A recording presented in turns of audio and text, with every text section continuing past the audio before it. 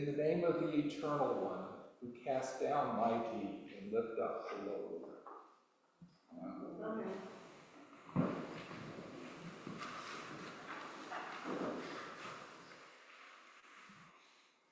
I was born and raised on the U.S. southern border. In that part of the world, there are two very important religious holidays in December. Christmas, of course, but also Nuestra Señora de Guadalupe, Our Lady of Guadalupe. The image of Our Lady, the brown-skinned Mary, in a cloak of stars, was in every church, every Catholic school classroom, in many homes.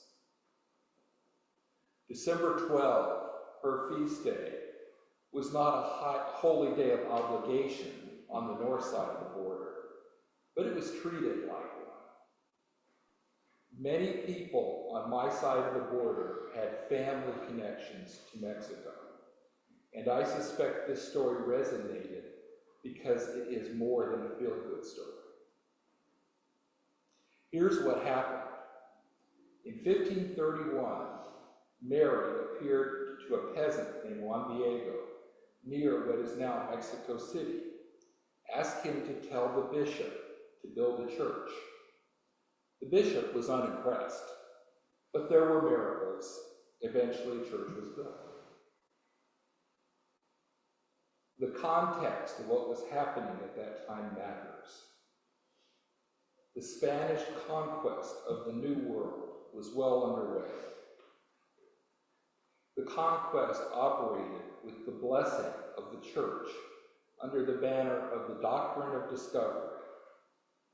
This doctrine, created and promulgated by the Catholic Church, gave European Christian nations permission, indeed encouragement, to conquer and subjugate non-Christian populations, to make them Christians, whether they wish to be Christians or not, and to take anything of theirs that the conquerors considered to be of value.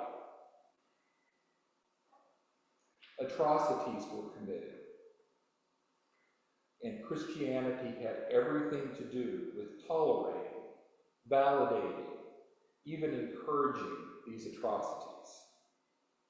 So, when Mary, the God-bearer, showed up wearing indigenous clothing, speaking to an illiterate peasant, Juan Diego, not to the bishop, in rural Tepeyac, not at the church in town, speaking Nahuatl, not Spanish that the conquerors spoke, and most alarmingly, morena como los indios, dark like the indigenous people, not blonde like the conquerors. It was a shock. No one who ever opened the Gospel of Luke, no one who ever read Mary's canticle, which we read and proclaimed just now, should have been shocked by this. The author of Luke summarizes the mission statement of the reign of God in beautiful poetry, much of which was borrowed from 1 Samuel and the Hebrew Scriptures. And the author puts the mission statement in the mouth of Mary, not someone important. In Luke, and really throughout the Christian Scriptures, there is a clear suspicion of worldly authority, a clear statement that in the reign of God, the poor and powerless are God's beloved and should be cherished and treated accordingly. Despite this, Christianity has a pretty checkered history of aligning itself with worldly power. But we also have a wonderful history of prophets, sometimes even Mary, showing up to call us back to our true selves. Prophets who call individuals, who call churches, who call nations back to the reign of God that Jesus preached. We often think of waiting for the reign of God as waiting for it to finally happen once and for all. That's not how it seems to work. Almost since the beginning, we have seemed to have been in a cycle of Christianity aligning itself with power, and prophets and saints calling us back to the vision we proclaim today.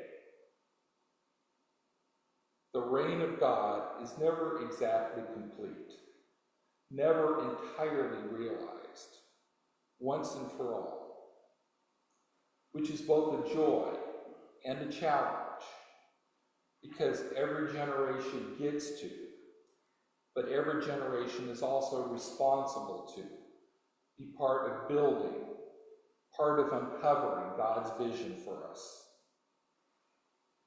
Advent isn't just about waiting for something to happen. It's about recognizing that the reign of God isn't complete, and that our voices, our hearts, our minds, our elbows, and our wallets are all part of building and uncovering the reign of God.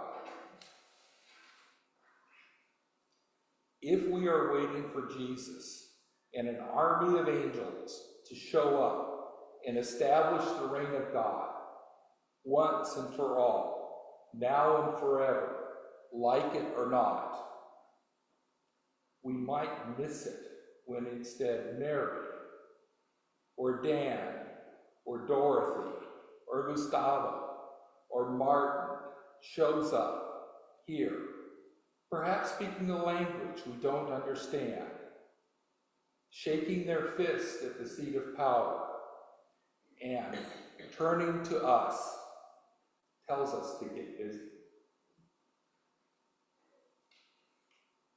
Can someone have me there? Amen.